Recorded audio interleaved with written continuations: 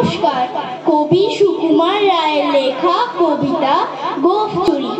Head অফিসের বড়বাবু লোকটি বড় শান্ত, তার যে এমন মাথার ব্যামো কেউ কখনো জানতো? দিব্যি ছিলেন খোশ মেজাজে, চেয়ার খানি চেপে একলা বসে ঝিমঝিমিয়ে হঠাৎ গেলেন খেপে।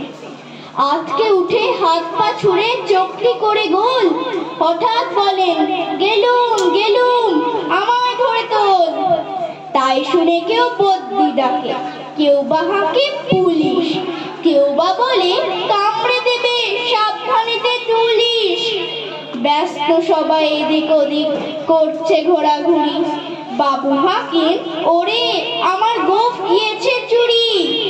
গোঁফ হারানো আজব কথা, তাও কি হয় সত্যি?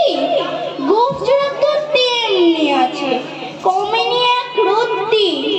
সবাই তারে বুঝিয়ে বলে, সামনে ধরে আয় না, মোটেও গোঁফ হয়নি চুরি, কখনো তা হয় না।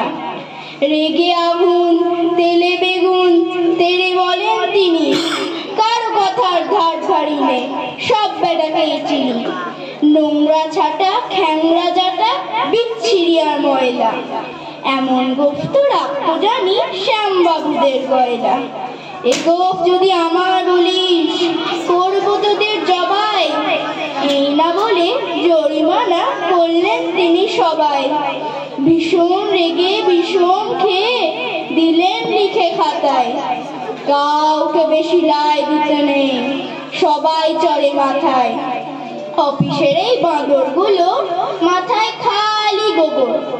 গোঁফ জোড়া যে কোথায় গেল কেউ রাখে না খবর। ইচ্ছে করে এই বেটাদের গোঁফ ধরে খুব নাচি, মুখ্যগুলোর মুন্ডু ধরে কোদাল দিয়ে চাচি। গোঁফকে বলে তোমার আমার, গোঁফ কি কারো কেনা? গোঁফের আমি গোঁফের তুমি, তাই দিয়ে যাই চেনা।